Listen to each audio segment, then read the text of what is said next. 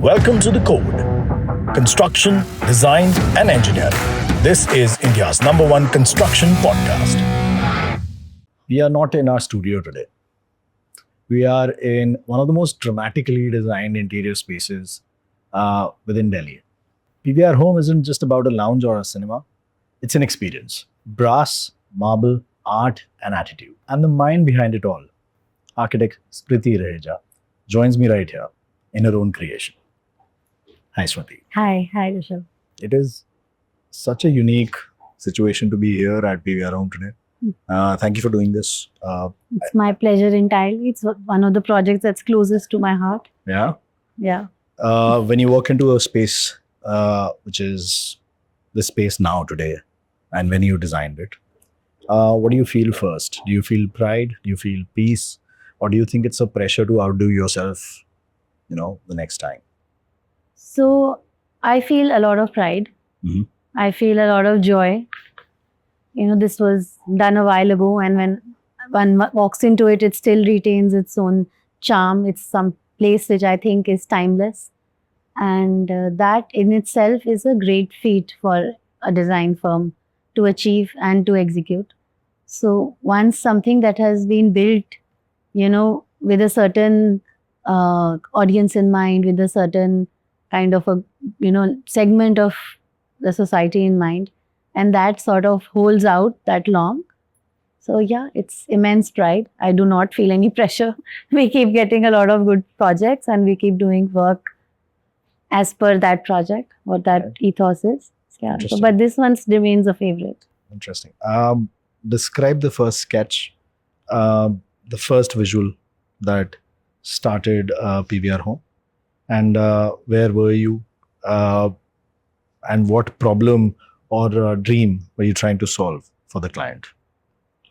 So the first brief that had come for this place was that, they want to create something that doesn't exist in Delhi per se. Okay. It was a members only club. It was Mr. Ajay Bijli's vision, and we were working with Mr. Reno Pallier, who was the CEO and running the whole show. And it was under their first visual, or you can call it a visual concept, and it was basically just a concept. Okay. Where they wanted a like a stage, they wanted a club, they wanted a bar, they wanted a restaurant, they wanted everything rolled into one for a person to come and experience various kind of moods and feels within the same space. Okay. So that's where the first space had started, and before that this used to be another restaurant which was also designed and executed by me, called Mistral. Oh. And we completely transformed that space into this space. All right. And yeah, so it started with one sort of this is the what you call an atrium sort of feel in the middle of some place which has barely any height because of the cinema above. Yeah. So Very interesting. Was it always supposed to be like a mixture of experiences? Like, for example, it's a bar, it's a restaurant, there's also a movie theater within it. Was the idea initially for people to experience all these things together and spend a lot of time here? Or was So actually, no. PVR had rented this entire space with the theater mainly in mind. Yeah. And they had the theater, and then they got this ancillary space converted into a restaurant, which was a restaurant before this. As the things evolved and how the kind of clientele director's cut started pulling in, they sort of developed this space which was called the den for their private parties, get-togethers of sorts, and then transformed this into a club from a restaurant. It's like a very classical, beautiful, European, cozy European vibe within that den. It was an ambitious idea. Part club, part theater, part restaurant. What was the one design decision that almost didn't make it, but you had to fight for? So when we had conceived this place initially, the bar was the center because they wanted the bar to be the main thing, right? As in so the middle of the room? Middle of the room, right here. Right, and it's like in the middle, and there was no head height. And I was very sure that this should not happen. So, but yeah, it took a while. to convince them, especially layout wise, operationally, that the bar needs to be at one edge so that it's like something that's there in the visual, everything. And the vibe of the space needs to be a little more residential and not so typically like a club. So that there is, a different kind of an experience for the person who's visiting. Did they decide the name beforehand? The home? Yeah. It was decided first as a concept. It's part of the concept. So home is because the whole vibe is residential. Then you design it like that. Yes. Right? Yes. Very interesting. And while just talking to you, if I'm just like imagining an island bar in the middle and sort of it just kills away the sitting space, number one. But it makes everything fragmented.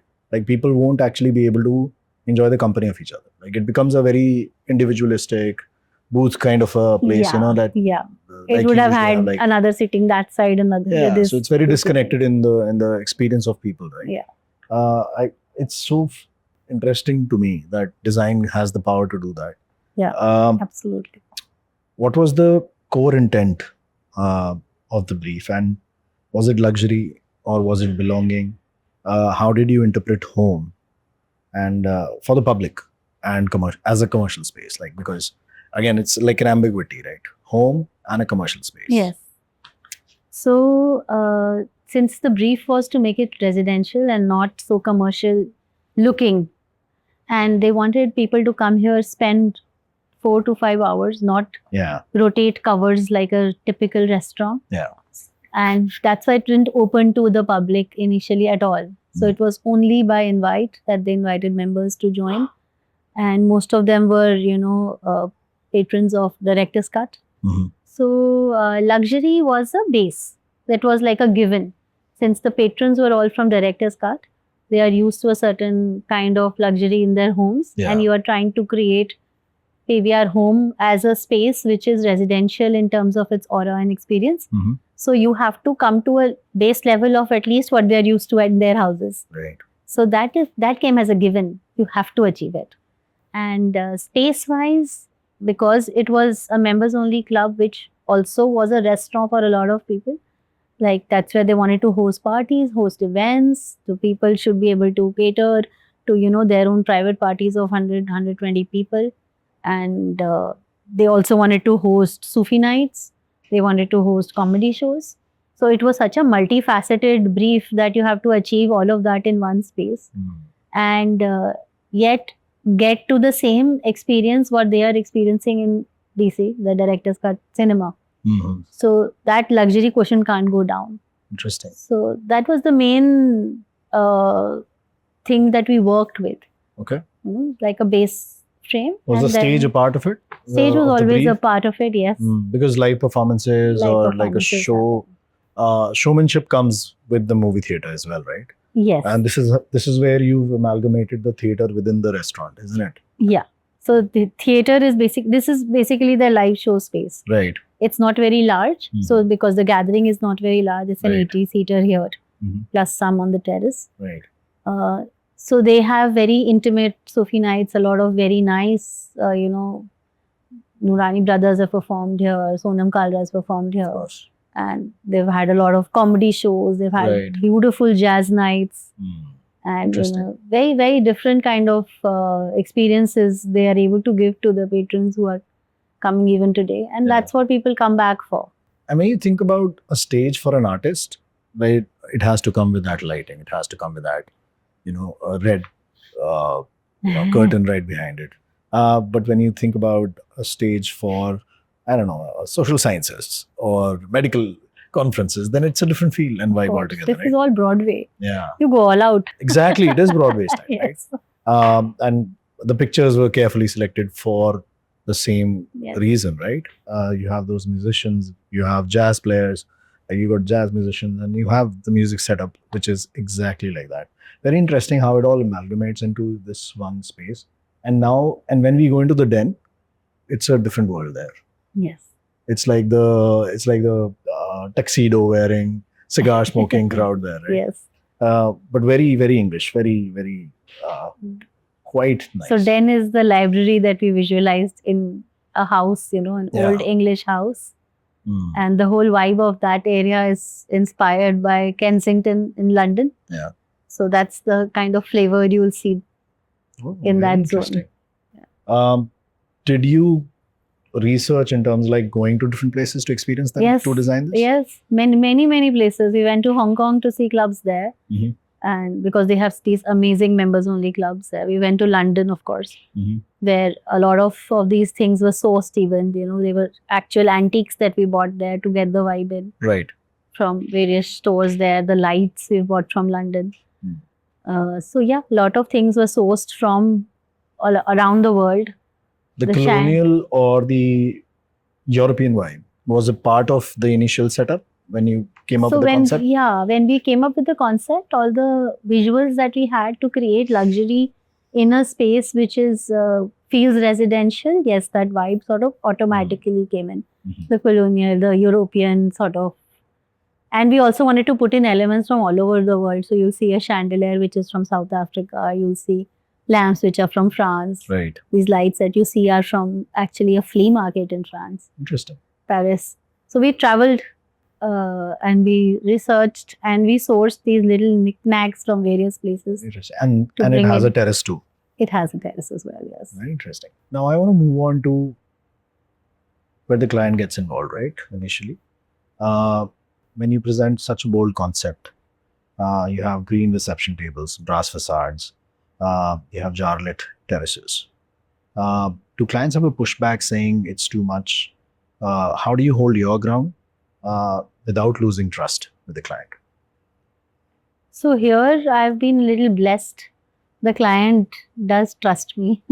Fair. They trust the kind of suggestions that we make. We give them few options. They pick and choose. Great. But I've been working with them for last 10-12 years now. Okay. So I know their taste. They know my style. Oh, okay. And it's a comfortable zone that we Right. work in now. And over the years, like it sort of becomes like any conversation is possible. You can talk about absolutely. anything. So if I feel that this doesn't work, I'm very confident in telling them, okay, this is not going to work. And vice versa. And vice versa. Interesting. If they don't like something, they are very clear also. Yeah. Okay, this is trash. Yeah.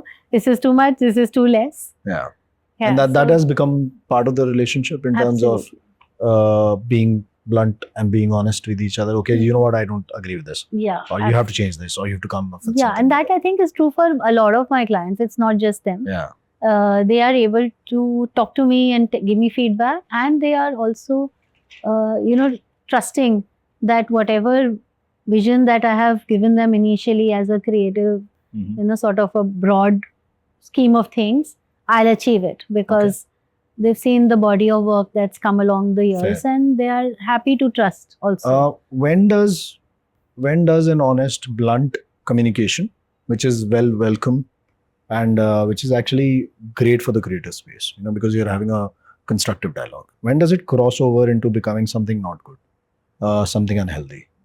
Where do you draw the line personally? So as long as they're not rude, it's all good.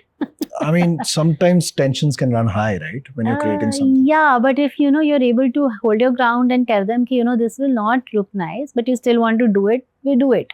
And then there've been instances where we've actually gone against our, opinion and done something that the client wanted, and then eventually redone it to what we had suggested. So once a couple of times those things happen, then they are more open to taking your, opinion and giving you that freedom to speak your mind. And I think I've always just spoken my mind. Yeah. So, and it sort of worked.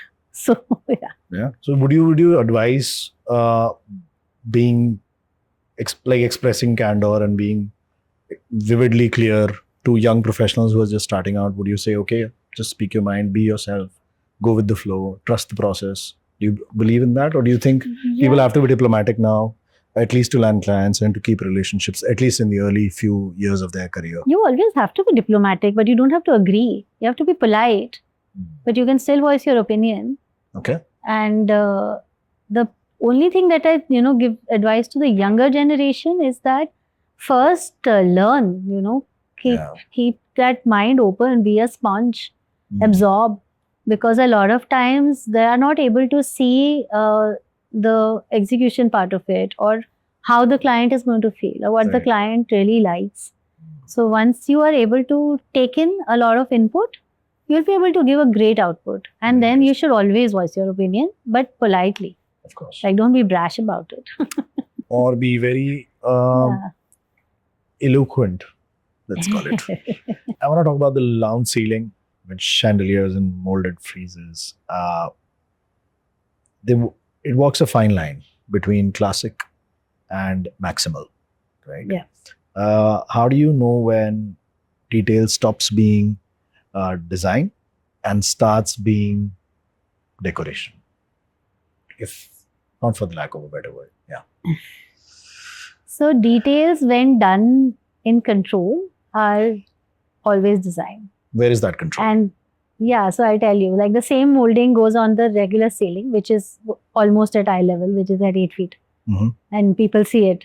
Yeah. It's not maximal there. It's Okay. plain, monotone, single color paint. The detail is there, Okay. but the paint color and things are not maximal at all. They are very understated. And the same design, when it's gone, used on a double height space, where people have to look up, that, and we've created that wow factor there.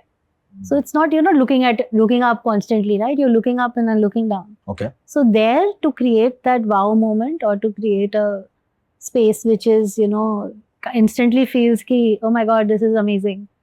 For those 2-3 seconds of absorption, there we've gone maximal. Okay. There we've worked with multiple colors, gold, completely contrasting colors which make no sense in the real world. Like one would never put it together in a place which is at eye level. Example But- though. I want an example of this. So you look up, the ceiling has blue, green, gold, white, all put together. Okay. Yeah. And this is all completely maximal. A lot of gold, lot of detail. This is where you don't draw Carvings. boundaries and you say, okay, just go. Yeah, just Yeah. go. Okay. And then you have this red curtain as a Yeah. backdrop to this, which is, who puts red and blue together? Like no one. This is not what you do in our world. Fair. And yet in this place, everything works because that's how houses are. Yeah. You don't have monochrome spaces, at least, in London or Europe. Talk about this vent right here. This is very interesting. This It's a is a- vent. Yeah, it's an AC grill. Yeah. Yeah, And but it's it's- made out of brass. It's made out of brass. It's CNC cut because we didn't want those ugly commercial looking lined grills to show. So this is where detailing works. Yeah, this is beautifully detailed, amazingly And done. it's visible. Visible, maybe borderline maximal even, but yeah, it works because the backdrop is muted. Right. That's the only detail that you see. Right.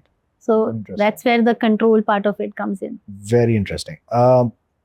Every material here, marble, feather, metal, it has a tactile memory to it. How do you choose materials that not only look luxurious, but they feel right under, right under the hand?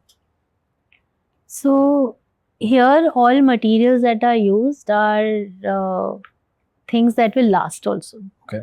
So that was a major thing to consider when we were choosing the materials, because end of the day, it's a place which is going to have 100 people a day, maybe even more.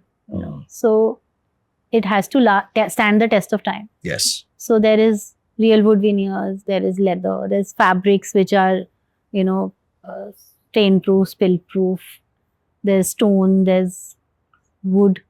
All of that, there has to be a practical side of those materials. And here, we wanted everybody to experience that kind of luxury. So they are very high quality materials. So when you're sitting on a sofa or sitting on a chair, touching a table, you should feel that, yes, it is a well done product. Right. Again, catering to that clientele who was used to this kind of quality in their houses. Right. So you cannot have anything less. It just saying that it's commercial, so we can't do it to that spec. Right. So that luxury feel is maintained, and I feel that every material everywhere should be good to touch. Interesting. This is out of the syllabus that I'm asking you. And this sort of, I get boggled when I think about Indian luxury. You know what I mean? Yeah. Indian luxury is like vast. But it is the accounting of Indian luxury within commercial spaces is very limited. I have this feeling that when we see something done in an Indian luxurious manner, now we only associate it with palaces, or we only associate it with maybe those brilliant places done in Rajasthan, but we don't really assimilate that within a metro city, right? I hardly have seen Indian luxury designed to fit cities like Delhi. Like, what's your take on Indian luxury? And do you think Europe still, to the Indian mindset, feels more luxurious than our own cultural design heritage? So, Europe feels more luxurious because Europe has a lot of designers who value materials for what they are. Okay. What happens in India per se, and our heritage can also be very luxurious, especially if you go towards these palaces that you're mentioning and all.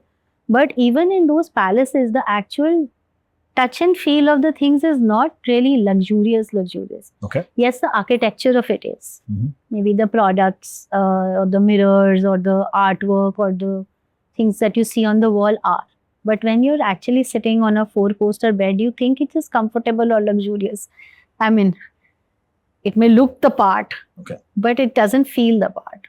What happens in Europe, and why I really respect Europe for the design aspect, is because they have researched, and it's built into their conditioning, it's built into their ethos, where everything is catering to the human five senses. Right.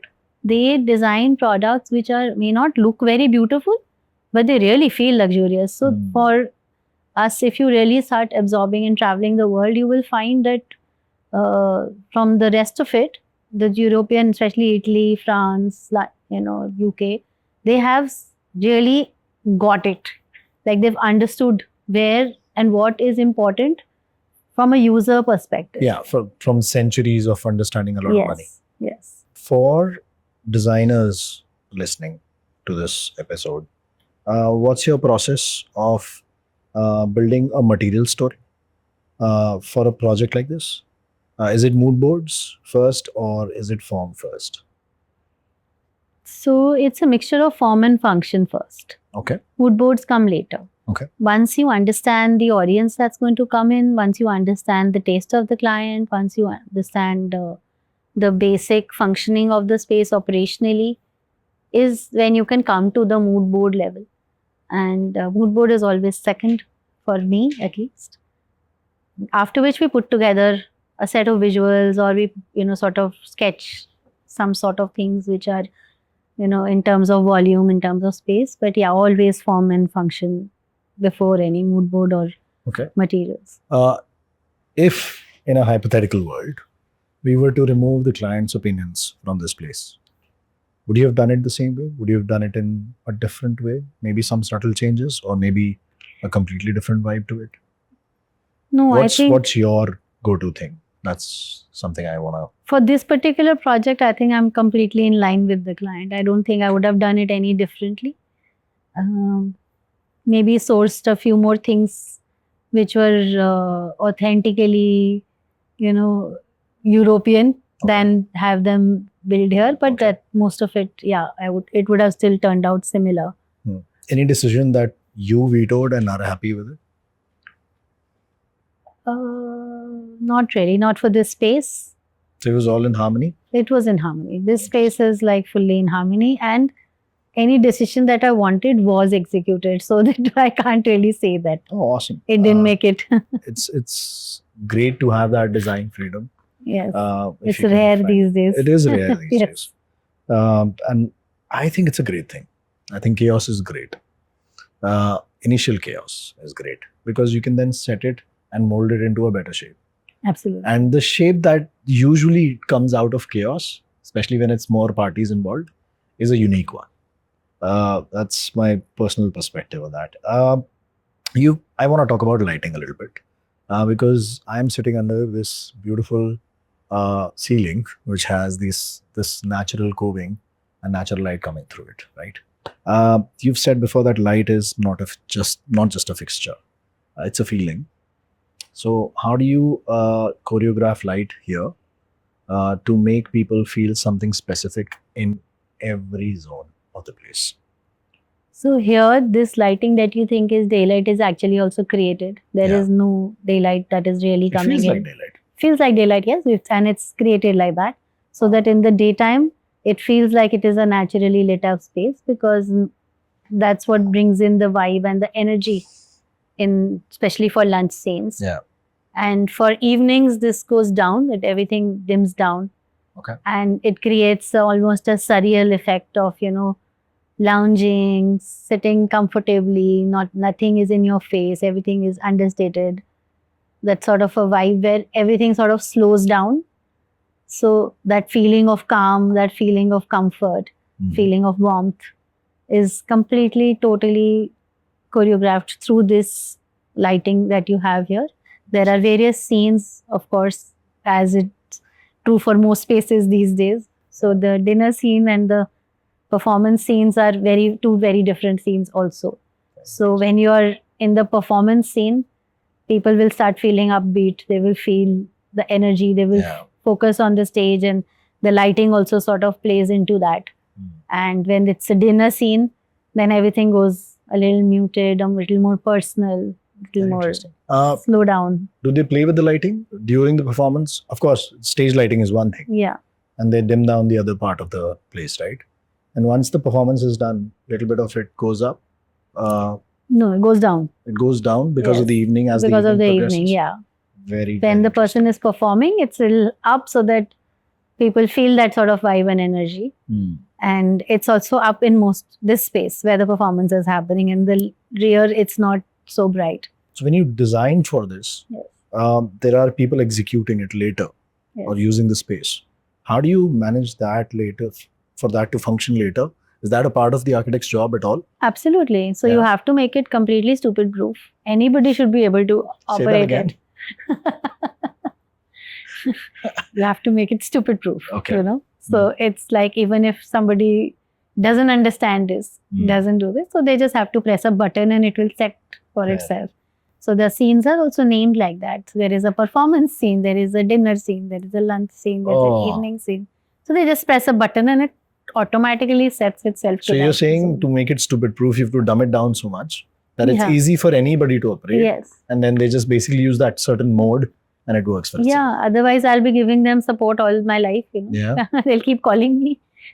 This is not how to do this. So architecture on the side and then customer care Customer first. care. Very interesting. Most Indian homes still rely on a single ceiling light.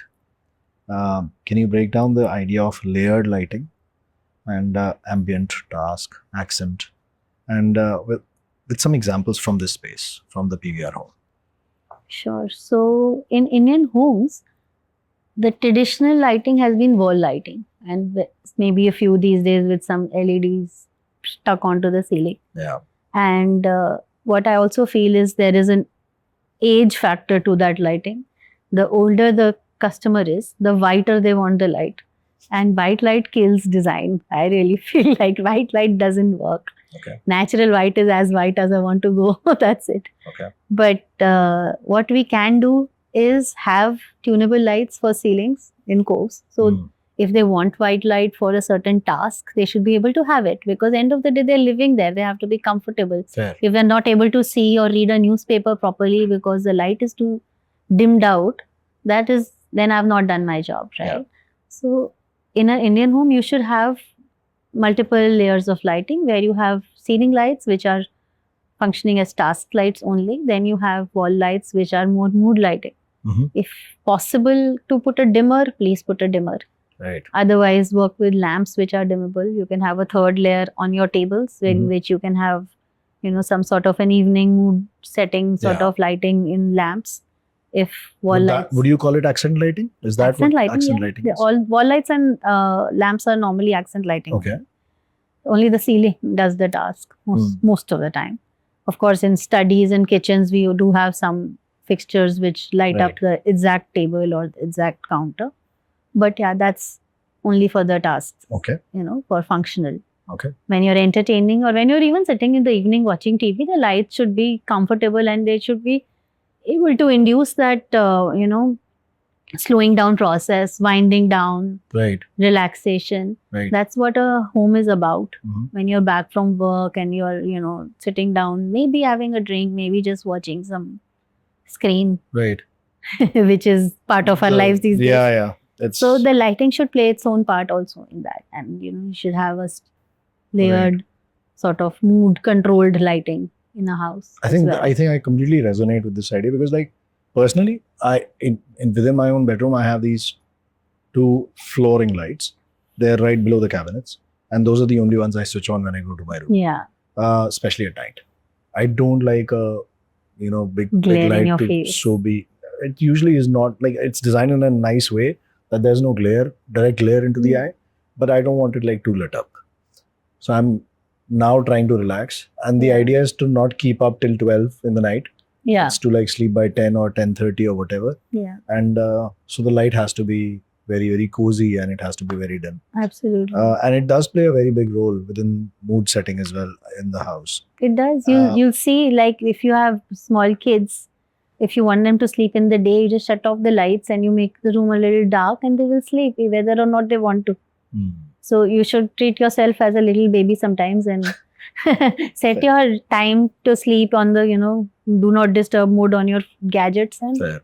shut down. And when it comes to beautification of a certain space, then also light plays a lot of, like, I think it plays like a vital role. Not just Absolutely. like, It's everything. yeah.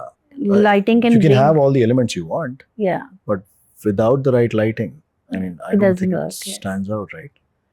Very interesting. For someone designing their home, what's the one lighting mistake that that you would advise for them to never make, and one investment that's always worth it in terms of lighting? So the mistake is, like I mentioned, putting white lights all over, tube lights or even cove lights which are white, or these, they just kill the vibe of the house. I feel a good investment to counter that would be tunable lighting, which is these days not expensive at all. So you can have a light, that same fixture, that can go from yellow to white whenever you want it. Yeah. And It's there in the mirrors as well these days. Like, you just, everywhere. like, you It's have these- everywhere. It's quite Yeah. accessible to everyone, and it's an easy fix. There's nothing to change. There's nothing to do. Just change the fixture and you're there, right? And don't even have to rewire anything. You just switch it on to 2 or 3 times and it comes to that color. Right. So that's a good small Are you investment to pro do. automation? Automation is a little overrated, I feel. Okay, fair. So it's very good for places like this, like restaurants and commercial spaces, and even very large houses. Sometimes I would say automation is a great thing. Just in that case, it's like a optimizer Yeah. of Because you can't possibly go around 10,000 square feet of area correct. trying to get your setting right. Yeah. It's just better to just do it from a gadget or a Interesting. button. Interesting. But in smaller apartments, I feel it's a little unnecessary, more to show than it's more. than anything. Or that you're just like a achieving. gadget freak. You enjoy the tech in your house. There are a lot of people actually who just do it for the fun of it. Yeah, a lot of people It's enjoy controlled by technology. Alexa and controlled by this. I just feel it makes people lazy, but okay, to each their own. I think a modern home today is not about just modern aesthetics. It is now quickly becoming a technology, hub and center, because a lot of people work in technology. Some of my friends who have this, one of them is, okay, so there is this endeavor that he's trying to use AI to control the entire lighting of his house, and not just lighting, the music and where he can listen to it. His idea is to walk into different rooms whenever he wants to, and the music should travel with him. And I said, that's existing. You can do it with manual systems. He's like, no, I want to program it, and I want to program it myself using AI. And I really want to do this using a certain device, which he has brought in from the US. And he's trying to center that and give it all the data of his house. I just told him one day that AI is going to use it to, let the burglars in. It's going to let you rob your place off. You've seen that movie Kho Gaye Hum Kahan, the Nanya Pandey one? No. Go watch it. You'll have your answer there. Oh, is it? Where AI starts controlling the person to an extent where they are now committing crimes.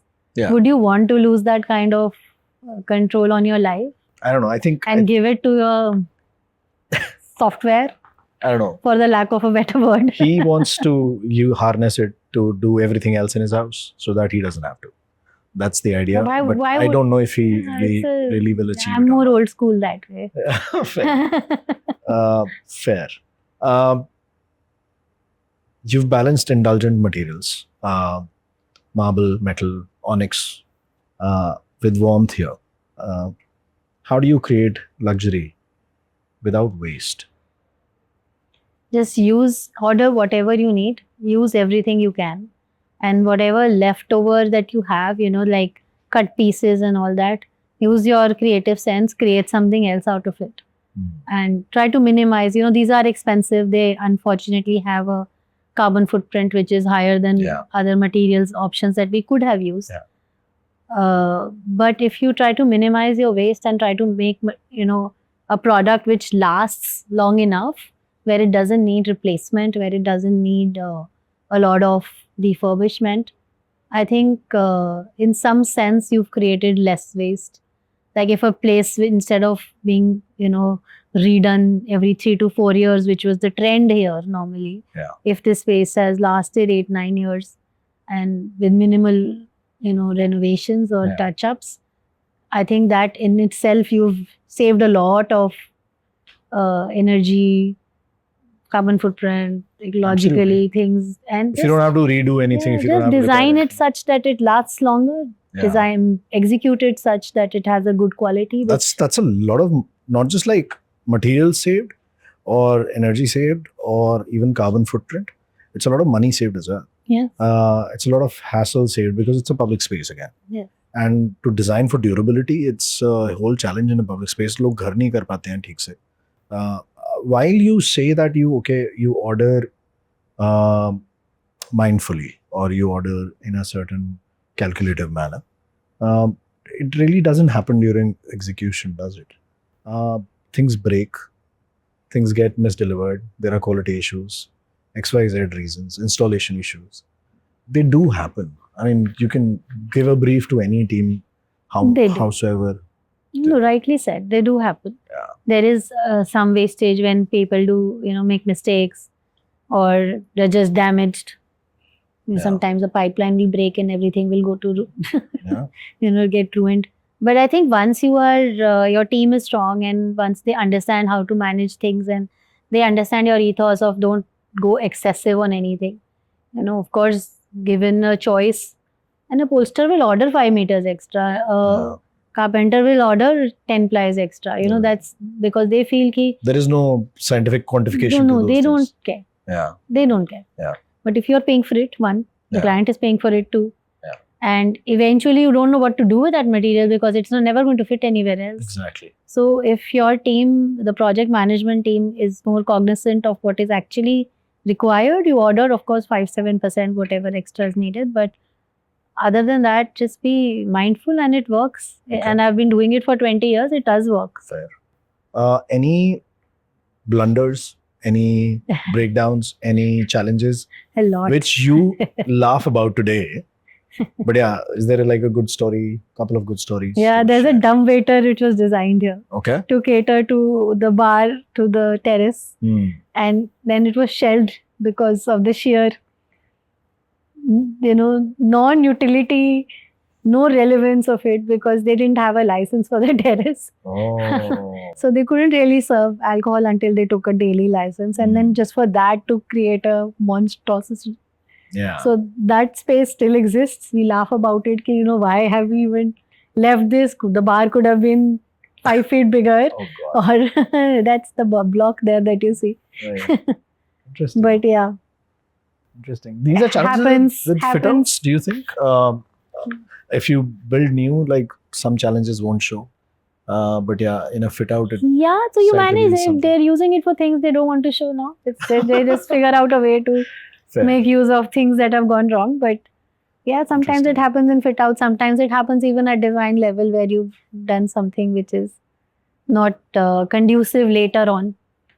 And then you just live with it. Or and it becomes a good story later. it becomes a story. You laugh about it. You use it in more creative ways. What are some of the sustainable materials that you've started experimenting with lately? and that you think actually work in luxury interiors?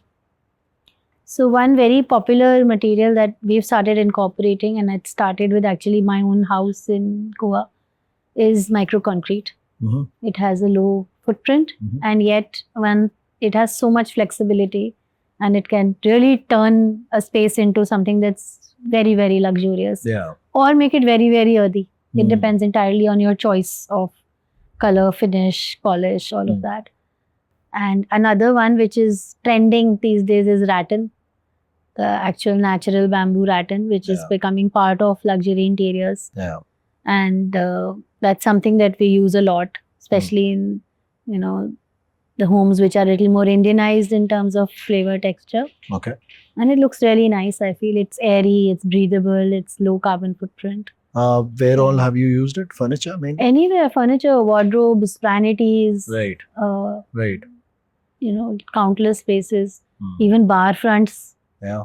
People have started using that in fabric glasses within the glass sandwich. Yeah, but that one's artificial. That's plastic. It is artificial. No, I'm talking about the real rattan, the bamboo. Right, of course. Yeah. When you talk about micro concrete and products like that, it does go in with the Goan vibe, especially when you're doing it outdoors. It does really blend in with the Goan vibe. In fact, the whole Portuguese culture that they have there. Yes. Would you use it in a place like, I don't know, West Delhi? You know what I mean? Yeah. West Delhi interiors are different. Yeah. North Delhi expectations are different. South Delhi is very different. Every region has its own vibe going on. Especially, I see Gurgaon taking up more modern homes because of the tech mindset that people have. Yeah. Who are professionals there. A lot many interiors within the spaces have modern, setups. Very few people, in fact, people have sort of gone against neoclassical and classical designs there. It's all a regional preference also, I think. But yeah, micro concrete for sure. Goan vibes, yes. South Delhi vibes, maybe. I'm not sure. What's your take on that? Do you think materials have a regional specification to it in terms of look and feel in luxury interiors? Yeah, it depends on how you use it. So micro concrete outdoors maybe Goan vibe. Micro concrete I've just used in a flooring for a drawing room in a penthouse in Gurgaon, and it's looking better than marble. The rest, we've done it over marble actually. Okay. So we've hidden the marble and we've done it seamless sort of floor. So depends on the client also being on board with something like that. Does it look different on a marble? Does it feel different on a marble because it's a smoother surface? Yes, it's more even on a marble. You don't see any rough patches, and it looks very luxurious. Same thing with like red oxide flooring. Yes. You know what I mean? Yes. Again, I feel that it is very regional, but like a good designer can actually make it fit into absolutely. You take it onto walls, you take it onto pillars. There is even a product which you can use in the bathrooms. Yeah. And everything becomes so seamless and cohesive. I think it really changes the space. And as far as regional is concerned, I think social media has really solved that problem. Yeah. Where people are aspiring to be a certain look and a certain feel. No barriers. No barriers. They are all open to all sorts of designs, and they are exploring, whether it's West Delhi or North Delhi or East Delhi. Fair. They are all exploring. They're all seeing the same feed as what is defined as luxury interiors. Yeah. And they're trying to get themselves to that same bracket or that same zone. They may be coming from a modest background. They might be coming from an ultra luxurious background. They're all watching the same spaces being celebrated as the, Fair. good example of good design. And they all want to get there. Talking about Instagram, be honest, do you think clients actually care about sustainability? Or do they just want Instagram-worthy finishes? You have to strike a balance. They do want Instagram-worthy interiors. And there is a certain percentage of us who care about sustainability, who care about, less wastage. But sadly, it's a little sort of a small segment of the society. Most people feel that if they can afford it, they should have it. And that sadly is becoming a norm these days. However, I see a trend towards more man-made sustainable materials, more for the usage or the operational ease of the material than the actual thought of sustainability behind it. But when we put it as, it's also up to the designer to present it in a certain way. When you present a sustainable material as a luxury material, which has low maintenance, say a man-made top instead of an Italian top, you use an engineered stone, and you present it, you're not going to have scratches, you're not going to have stains, it's not going to absorb anything. Then they're open to using those also. Yeah. So it's also a lot to do with the designer and how you present a material. Right. You can try to be sustainable without actually telling them they are. And you can tell them later that this is better. Or you don't need to tell. The point is how you sell it, right? Personally, I think when you talk about sustainability as a concept is not sellable. No. It becomes that other child, Okay, we want it, but we don't really want it. We want to be fit, but we really don't want to work towards it. Yes. I don't want to eat healthy. I love my chola bhaturas. Yeah. But point is, it's too hard. Like sometimes it's a little costlier. Most of the times it's not. But it's the aspiration within us which says, okay, I've made a certain amount of money. I want to look it. Yeah. I want to buy the Burberry brand of glasses because I can afford it. I worked hard for it. And there's nothing wrong with that either. But mindfulness in terms of sustainable materials is a different ballgame. I think it comes from ownership and taking, onus that, okay, I want to be responsible. Otherwise, there is no selling to sustainability. I don't think you can sell sustainability easy to anyone. You can't. Yeah, it has to be like a higher individual who's evolved, who understands these things. And that's said, there are a few of them. Yeah. And who want to take those calls and they want to consciously, leave a less sort of a footprint on the planet when they go. But do you think we can make sustainability like give it a sex appeal and say, okay, this can be ultra luxurious? Yeah, you can. It's possible. Absolutely. And there are people who are doing it now, no? People who are doing engineered stones which look better, feel better, last better than any natural material. And once you are aware of what you are actually gaining in a bigger, broader picture, bigger, broader perspective by using those materials, and it's not just the cost and it's not just the operational value, then I think a good segment of people are open to those. They don't want to use things which are, bad for the environment. The market is flooded with look-alike luxury spaces and materials. Do you think social media is homogenizing design? Or do you think, and if it is, then how do you keep originality alive? So it does. Social media, especially Instagram, and people posting their things on Instagram, and it does sort of create a certain, sense where I was talking about earlier, where the people have a certain visual now in their, this is what luxury is defined by, or this is what an interior should look like. And but I think the whole game is to create something that ups that. So when somebody enters a space, they should have a feeling of awe, especially in a commercial space or a restaurant or something. They should come and say, wow, okay, I haven't seen this before. And nothing works better than that. That's the new social media then. That's, you have redefined what luxury should feel like or what luxury should look like. Like we did a restaurant recently, which is very different. It's a Goan vibe. It's a South Coastal restaurant. And it is nothing to at all like the rest of the restaurant that's in One Horizon in Gurgaon. And it's nothing like the rest of them there. Although I feel there's a lot of similarity in all the others. Right. This one stands out as something that is completely different. Oh, this was done in Gurgaon? The restaurant that I'm speaking about with the Goan vibe. Yes. It's called Hosa. It's brand new, just opened this month. What's the name again? Hosa. Okay. Now, when somebody comes in there, even before it opened, there were people who were shooting their reels. So now that is the new definition of what it should look like and what it should feel like. But are we fleeting in our emotion like that? Very quick. Aren't we for everything? Everything is about a 20-second reel, isn't it? Yeah. You just swipe. So if you're talking about social media, yes, that's what it is. It's about a attention span of 30 seconds, 40 seconds. Whatever happened to those, what I used to listen to like these beautiful rock music back in college.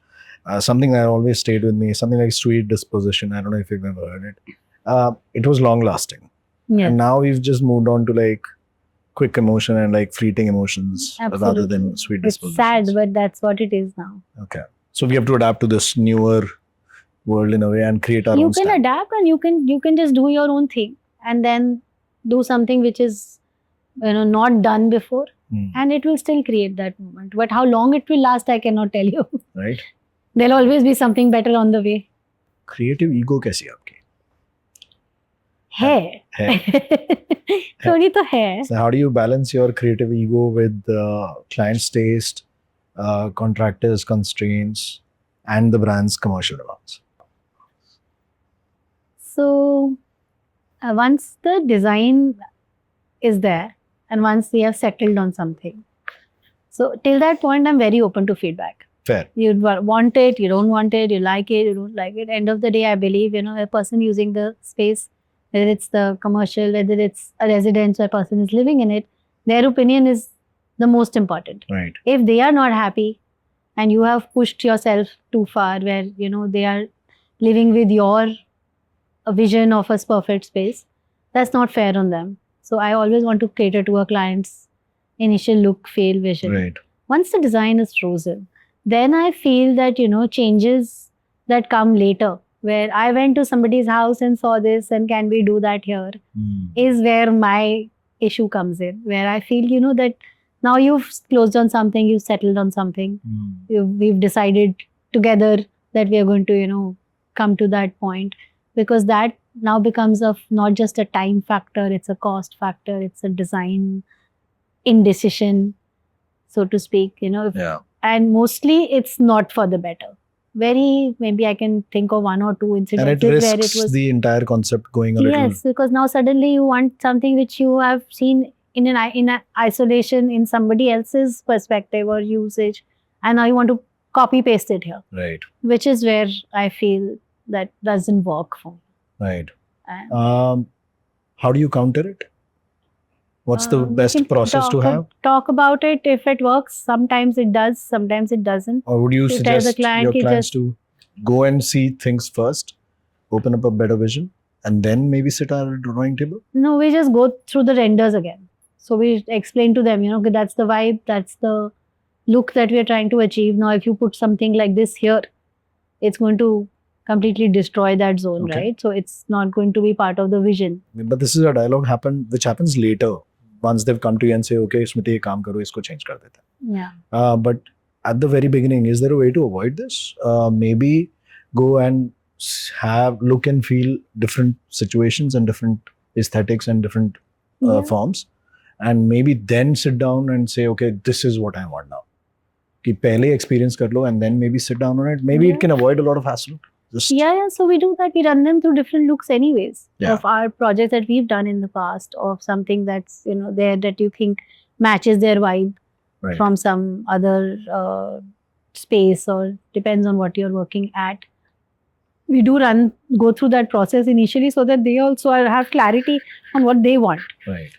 So that's like step one anyways. So you Hmm. take them through different looks and visions and ideas. Right. 20 साल हो गए firm को, 20 years. More. Yeah. Which one do you think is harder, like building a business, or do you think building and leaving a legacy behind? Building a business is hard, and I don't think I function with I have to leave a legacy or anything. Okay. Okay, I want to do some good work. Mhm. I want to make people happy. I want to be happy myself. I want to be proud till the time I am here. And if people remember it, if people like it in the long term, after I'm gone, maybe yeah, great. When is Doesn't retirement? matter to me though. When is retirement for you? When are you retiring? I will not retire. I'm not the types. Very interesting. Okay. So I'll keep working till I can work, and because this is not a job for me. This is my passion. It's something that drives me. It's something that wakes me up every day, wants to go to work. So if you were given this one last project, okay, and it's going to be your one last project, what would you like to design? That's a very unusual question. It's So a what- great question. Yeah. So I don't think I would want to design something that's like a monument or a shrine or something. Okay. I'm not Okay. that zone. Okay. I would like to design a space where people can come together, where it's like a homogeneous area. It's a happy space. Can be anything, can be a public space, can be a residential space, wherever. Whatever makes, people can come, they sit, they enjoy, they understand, they see different things.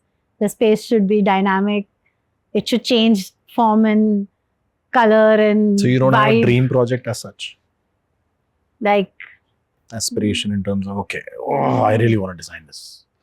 I wish I could have designed this. I wish I could design all the metro stations here. What would Redesign them what would you have and done make them differently? not so clinical the way they are right now. There's so many people going through those places. Yeah. There is so much potential. Yeah. You can, In square footage it's and it's footfall insane alone. Yeah. the kind of potential that space has and the kind of things you can do there, and I had a time period, 10 years, 12 years ago. We worked at the Mumbai airport, Okay. the T2 terminal. And there, I don't know if you've been, every space is a celebration of art. Yeah, I know. So that, You were a part of that? I did 16 outlets there, yes. Amazing. It stands out. Yeah. So that is something that is, so nice. And that's what I wish they would do to public spaces here, Yeah.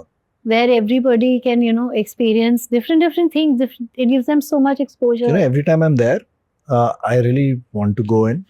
Like, I want to actually stand right in front of it and just experience it. Yeah. It is massive. Some of those installations are massive. Some sculptures done are like amazing. Artwork is beautiful. And I think it's all for sale as well. So yeah, very... and another airport that actually like tickles my fancy and makes me happy is Bangalore. And why not? They've done such a fantastic job with Bangalore. And I hope that we see many more of those public spaces. Yeah. So I know where your inclination now is. The purpose of asking that question Yeah. was that. Architecture looks glamorous from outside, but the back end, the bills, the site work, labor, deadlines, it's brutal. What's one reality about this profession that students should know before joining the profession? So as you said, it's brutal. Yeah. It's not easy. This line is just, I think, one of the hardest and the least acknowledged as hard sort of line. We all know medical profession's hard, or Yeah. there are these things that we already know about some. But those are like long hours, and that's it. Same for lawyers, Right? long hours. Long hours. But then you get a summer break in the between, 2 months. Yeah. But I think apart from medical profession, which is also similarly hard, Absolutely. It's this one is like very hard on finances if you're running your own firm, very hard on trying to, cater to a client who is so well-traveled, well-read, ultra different segment of the society, and then dealing with people who are, struggling with everyday food even. Yeah. So labor. And they have their own way of working. They have their own mindsets. They have their own priorities. Client, of course, has their own visions and deadlines and projects to meet and, time for budgets to meet. And what students need to understand is that they need to be open. They need to be willing to put in that extra. right. It is not a 9 to 5 or a work from home. So they should be zone. ready for the grind, you mean? Absolutely. If you want to come here and create things, you have to be ready for the grind. And that is something that's missing entirely from this Gen Z, I feel. Most kids don't even want to do their internship properly. You're talking about... They don't. They're taking life too easy. But I think it's a phase with everybody, And there was a phase we were very chilled. I didn't want to do anything in life. But yeah, there was a phase with this fire or this spark sort of broke in. And it just like lit a whole bloody fireplace within me. And I think there is a phase. I think everybody sort of comes through it. When they see your friends doing better and they see someone else doing better, there's that inspiration saying, okay, why can't I not do it? I have a lot of hope from Gen Z, I'll be very honest. I think they're more closer to how they feel. I think they are more open to their emotions. They communicate well about it, which is the strongest suit of Gen Z right now. If they don't like something, they'll quit it. Yeah. If they don't feel the respect or the vibe within that area, they're happy to say bye, which is something that the millennials lacked. I think Yes. we got stuck wherever, and then we were like, okay, screw it, I'll get out of it. Even that was fine. So even this is going to be fine. But yeah, work-life balance in architecture or in the world of construction and design is a myth for It's many. it doesn't exist. There is Right. no work-life balance. There's more work, less life. So how do you create these So you have to- boundaries? No, you have to make life out of your work. So Hmm. you start enjoying your work if you do. If you are that creative soul and if you really think this is the world that you want to live in and you want to create better things, enjoy it. Enjoy the process. Enjoy the grind. Hmm. Enjoy the hard work. Are you ambitious? Very. Very interesting. I'm very ambitious. I come from a family which has brought me up with a lot of ambition and that entire conditioning of making it. Oh, you were the Sherputter of the house. I was the firstborn, yes. Awesome. Oh, great. Firstborn of 3 sisters, so Awesome. really groomed to be something else, not what the usual conventional Yeah. women roles. Never groomed for that. Okay. Yeah. Coming to that, what would you tell young women architects who feel that this field is stacked against them? So I really don't think that the field is stacked against them. It's more their own conditioning or their own dialogue within themselves, where women are initially brought up that with that ideology that they are not as good or these professions are not for women. It's more a feed that has come to you. Just believe in yourself. There is no limit to Stop paying heed to the attention. Stop paying heed to everything that you are hearing. You can do it, and there are enough examples of women who've really done great in this same field and done better. And I honestly feel women are generally also stronger than men in terms of how much endurance and how much work they can put in. Yeah. They And can multitask. Yeah. They can think in various perspectives. They are very, open to how the other person feels. They're very intuitive that way. More EQ. Yeah. Very high IQs. Yeah. So overall, I think you have an edge. It's What a better are you package saying? Yeah. compared to men. We are the logic side of dumbass, being a dumbass.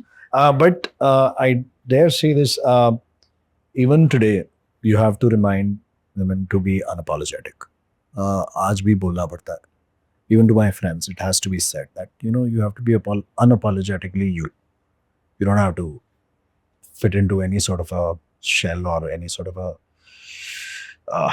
what do you call it, confine, and you don't have to sort of limit yourself. And which is something slowly, hopefully, people are getting used to. But yes, upbringings are even today different when it comes to a boy or a girl. So parents do behave differently with a boy and a girl, where they're more protective with their girls. They're a little more carefree with the boys. And maybe that's societal pressure is still real today. But yeah, maybe with time it will go away. It's all conditioning. It is conditioning. I have 2 boys. I'm bringing them up like girls only. I'm making sure they know the life skills. They're not dependent on a female to do things for them. Very nice. They should be self-sufficient. They should be able to at least look after themselves, if not another person. So, those things, it's really about you waking up and sort of bridging that gap, because I come from a family of girls and now I have boys. And any bad experience that you ever had starting out? Initially, yes, especially with labor. There was initial, when I was younger. Do you think it was disrespect or not just valuing your opinion? It's because you're a woman? Yeah, it's just blatant ignore her. Oh, okay. Okay, because I was this puny little girl trying to boss around, and who's outspoken, who speaks her mind, right? Yeah, that's the biggest problem. Yeah, I was very firm also with them, so I was to get angry and scold them and whatever, and they would she doesn't know anything. Where is sir? and there is no sir here. You have to Right. listen. Very interesting. Very interesting. That is earlier in the day. Now it's all changed. Very nice. Okay, let's quickly give people some tips and then move on to the fun section Sure. of our talk. Sure. 3 quick design changes that anyone can make to instantly elevate, let's say, their living room. So living room, you can go monochrome, Mhm. change your fabrics. Mhm. If you have a small space, that will really work. And change your lighting, add some lamps, go tunables, Maybe put in 2 paintings. and put in some art, put Yeah. in a beautiful carpet, Yeah, sorted. and you're done. And fabric change is not a tough thing on the same No, furniture. no. You can actually Yeah. influence it. It's done like in a day or 2 max. Yeah. Very interesting. If someone's designing a small space, what's the one trick to make it look and feel larger? Minus the idea of mirrors. Yeah, so I'm not so big on mirrors Same. anyways. Yeah.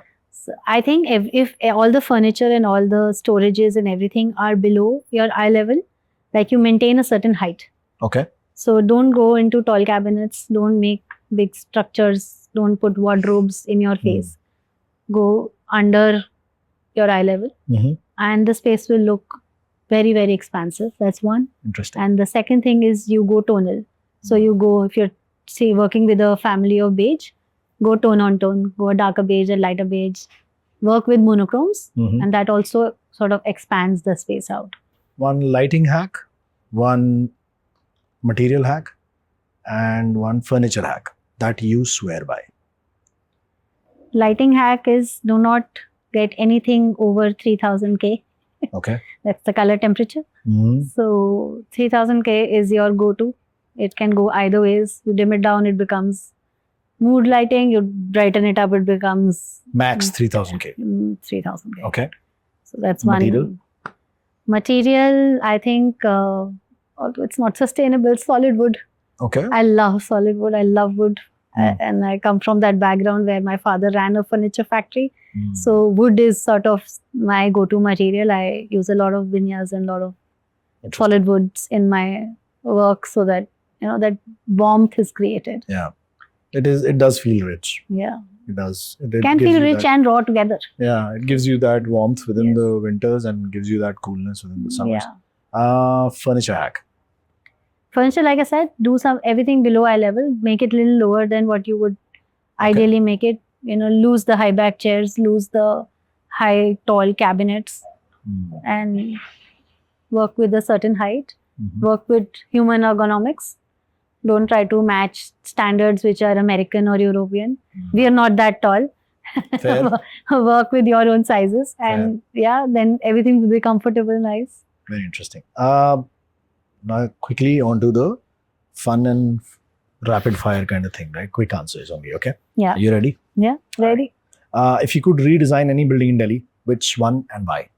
Like I said, the metro stations. Okay. Because I really want them to be spaces where people are experiencing more than clinical walls. They can experience art, they can experience nature, you can build in gardens, you can have fresher air. Mood changer metro stations. Mood changer Yeah. metro station. Very nice. One design trend you wish would vanish forever. Maximal, golden, shiny, mirror wale interiors. It's a very rare choice of design trend. Natural light versus perfect artificial lighting. Always natural light. I think the space, especially in homes, I'm not talking about commercial here, where of course there is some very little natural light, Yeah. so you have to do perfect artificial lighting. But in homes, I think when you open up windows and open up your curtains and light comes in, there is no nicer feeling where you're one with nature or you're one with the outside. Yeah. Energizes you. Yeah. Right. Describe Delhi in 3 design words. A superpower that you wish architects had. They should be able to clone themselves Why? so that they can be at multiple places at the same time. More of me. More of me. Oh God.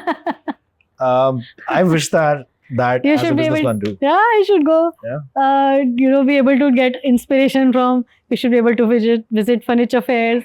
You should be able to sit and design your own thing. Be on sites, meet the client. Do the business meetings, do everything. Yeah. 5-6 of us would 5-6. solve everything. Yeah, right? absolutely.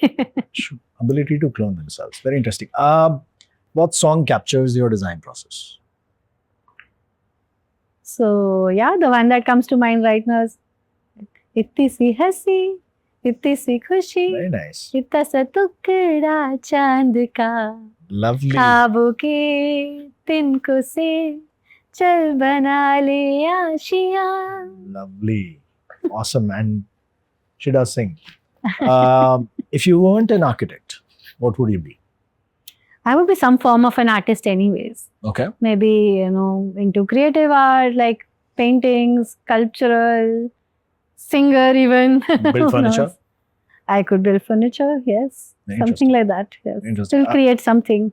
Okay. So something creative within the same Absolutely, space. absolutely. First thing you notice when you walk into a room. So first thing I notice is the vibe of the place. Okay. Like how the room feels more than what the elements are. Mm-hmm. So if it's, so I am very energy sort of vibing sort of person. If a place feels nice and happy and comfortable, I like that space. It may not be the best of per se typically designed Mhm. spaces, Right. but yeah, I like how places feel. Okay. So that's the first thing I know. So it's the positivity or the negativity of the space. So which has contributed, contributions from lighting, which has contributions from materials, colors, all of it. people. So it's very sensory for me. So I Mhm. feel like a space should be always, sensory. You should Oh, be catering to the five senses. interesting. Coffee table book or construction manual? Construction manual. Yeah. Yes. Unapologetically. Always. Finish this sentence. Good design is. Good design is something that evokes an emotion in the person using that space. Hmm. If it brings you to the point where the customer wants you to, or the client wants that person to feel. If your house can make you feel relaxed and, comfortable, or if your restaurant can make you feel so comfortable that you enjoy the dining experience where you're focused on the food and you can sit nicely and, feel a certain kind of calm, and that's what good design is. How it makes you feel. There are many emotionally dead people. How do you design for them? It's a very big challenge. A problem statement for another day, let's say. Yeah, and you can design for them even Emotionally if dead they're people. absolutely. Why not? Brutalist and then concrete with like black and grey interiors. I don't know. It would create another emotion in them, wouldn't it then? Yeah. Is there anyone who's emotionally dead really? I don't know. I think some people might be. To be emotionally dead, you have to first understand emotion to that level. So I think they'll read something in it anyways. Maybe. Or just shut it out. Describe Delhi in 3 design words. There's a lot of heritage. So architectural, Okay. chaotic, Yes. and I think very bright. That it's a very Especially when you fly bright over it. design. Especially when you fly over it at Yeah, night. yeah. It is a well lit city. Too much, I Yeah. think, sometimes, but yeah. I do think Delhi is more greener than other cities, like metro cities at least. That we still have some ridges and forests intact, and hopefully for the longest of the future. But yeah, Delhi is less chaotic than Bangalore. Bangalore's greener. We are the right actual mix of at least the North Indian culture, if not more. Yes. We have a lot of Bengal in us, having said North India. We have a lot of UP, we have a lot of course, Bihar, we have a lot of Haryana, Punjab. We have a lot of Jammu in us, Yes. Kashmir in us. We have a lot of Rajasthan in us. People, maybe lesser from Maharashtra, maybe lesser Gujaratis, but yes, they are there. Yeah. We have a lot of South India in us. So Delhi is the right amalgamation of people. So culturally and architecturally, it is a proper blend. Delhi is also very welcoming. It is well. So nobody here, I've never heard someone who comes to Delhi and says, I'm not comfortable. Like people who are even traveling from abroad or traveling from different parts of India, or they are all, everybody finds their own little space that they are happy to be in. And there's something for everyone here. So you can have a nightlife, or you can have a, cultural heritage tour, or you can have, the food walks of Chinese Job. Eat what all you want. So so many cultural events happening. Yeah. If I was to define Delhi in 3 design terms, that's why I'm going around still the same question. I think it would be busy. One, blended would be quite the right word. And yes, yummy. Delhi has the best food in the entire country. Yummy is not a design word. Huh? It has to be said. It has to be included in the design dictionary. If at all it's not, it needs to be done. Please petition signed right here. Yeah. Last question. When the last guest walks out and the lights dim, what do you hope stays behind in their mind that they carry from this place? So the first thing that comes to mind is that they should want to come back, and they should feel that, oh, this was quite an experience, and felt really comfortable, and they feel that they've had the best food in the best restaurant, and they've had a beautiful evening. So it should have a inclination, they should have an inclination to come back. And that's something that we've seen here as well, and that the people keep coming back. Okay. Very interesting. Smriti, thank you so much. It's been a pleasure. It's like always a pleasure. Thank you so much. Thank you for having me. Beautiful setup that we are shooting at today. And for the permissions that you got us to do it here. Smriti Raheja, guys. If you have any questions, you write to me at India's #1 construction podcast @gmail.com, or you follow me on Instagram at India's #1 construction podcast and message me there. Any questions for her, I will relay those questions to her. And if she has any answers to your queries, we'll get them back to you. Yeah. Thank you so much.